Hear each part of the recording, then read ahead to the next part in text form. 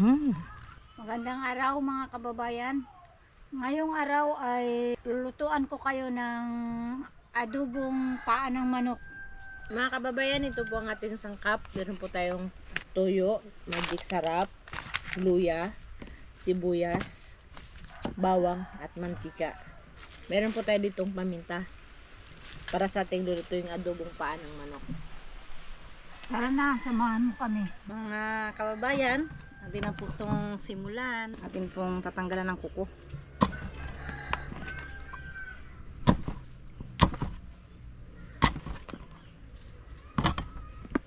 Mga kababayan, ito na po yung ating paa ng manok. Ready na po. Malinis na. Basa natin yung ating chicken feet bago natin i-marinate.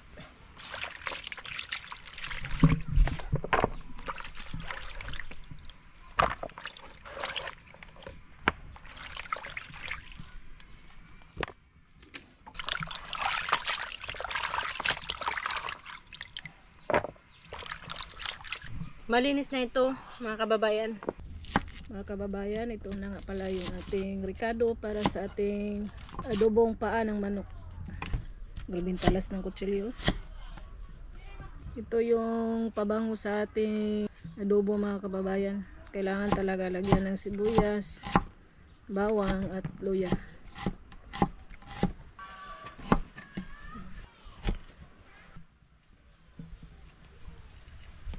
I-marinate muna natin ito, mga kababayan, yung ating paa ng manok bago natin igisa. Bawang, lagyan natin siya ng crack na paminta, lagyan natin ng tuyo.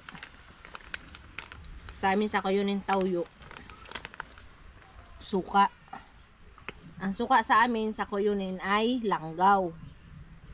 Yan, konti lang, mga kababayan, pampadasa. Ilagay natin yung paa ng manok. Ribong kuyunin ang tawag sa amin dito ay siki. Siki ang manok. Para malasa na siya. Masabor.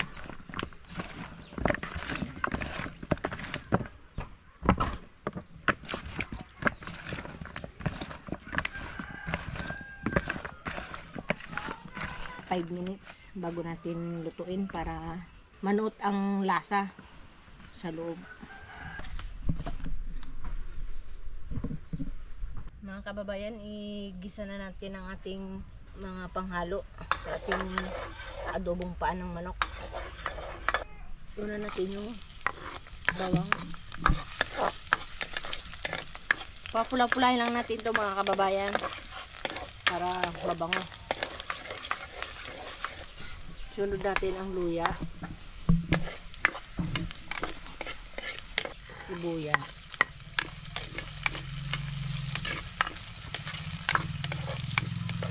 ilagyan natin ng konting brown sugar.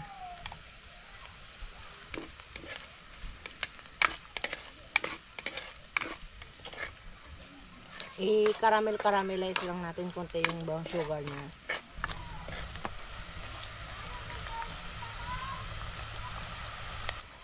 Pwede na natin to ihalo ang ating paa ng manok. Ilagay na natin.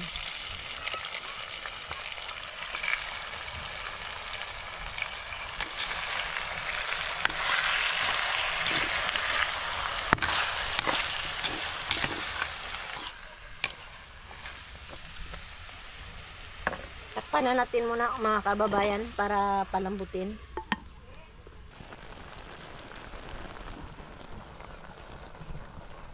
Mga kababayan, tikman na natin itong luto ng anak ko. Kung luto na. Siya ang pinaluto ko ngayon kasi minsan nga lang kami dito puntahan. Kaya ngayon siya muna ang magluto.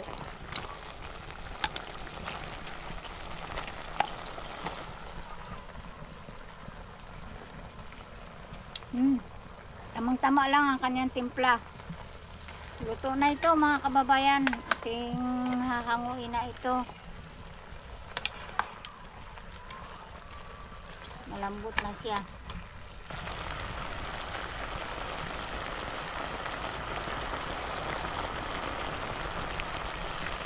Tatakpan na. Kain na tayo mga kababayan. Thank you, Lord. Salamat sa pagkain. Parang masarap yung luto ni Susana. Kain na tayo mga kababayan. Adobong paan ng manok. Ako talaga, mga kababayan, hindi nag-ingay-ingay sa kanila. Kasi ito talaga, paborito ko talaga itong adobong paa. Grabing sarap talaga ang luto ng pambansa kong anak. Siyempre, minsan lang ako mag-uwi. Ito na ang pinakamasarap na ulam. Minsan kasi mga kababayan, may mga vlog kami na dalawa lang kami ng kasama kong si Sheila. Tapos, minsan dalawa lang kami, hindi namin kasama si nanay. Dalawang grupo po kami mga kababayan, merong north, merong south. Kami naman po yung sa south. Umuwi lang ako ng norte para makasama ko sila nanay at saka yung mga iba kong mga kapatid. Kasi Mother's Day rin po ngayon mga kababayan. Sarap. Anong masasabi nyo sa akin luto? Siyempre, masarap. Yung ganito po siya, dumidikit yung pagkakaramil ng asukal, tapos may tuyo. Kaya balot na balot siya ng linamnam. Ikaw ni? Masarap na. Minsan bumili din kami nito. O pangulam lang. Kami kasi mga kababayan, kahit pala ng manok, masaya na kami. Pwede namin ito pasarapin na sa aming pagluluto. Special na sa amin to.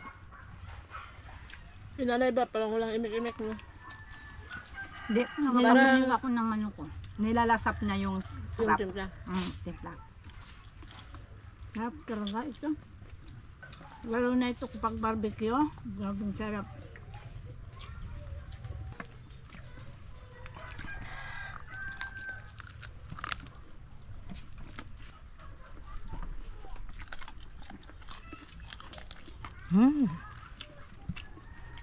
Masarap din to, crispyhin mga kababayan.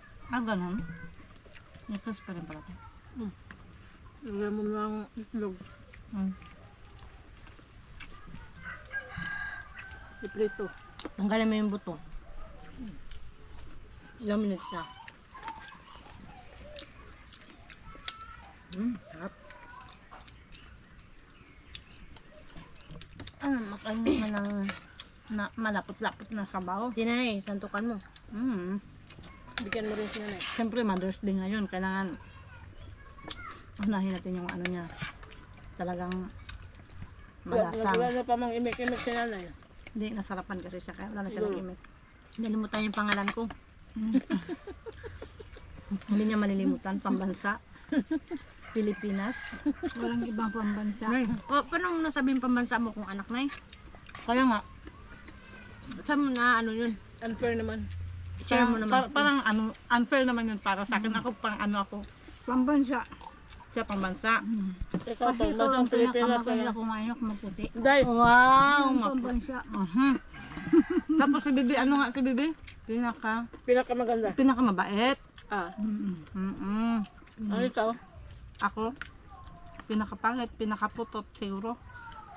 Anong tawag nga sa akin? Sa'yo? Pinakamagaling magpunla ng bulaklak. Wow! Daming customer. Kailangan na talaga si nanay, patabayin din natin. Mayaman na yan kasi nga pati na- business ano siya. Pati na amo, foreigner. Wow! Grabe.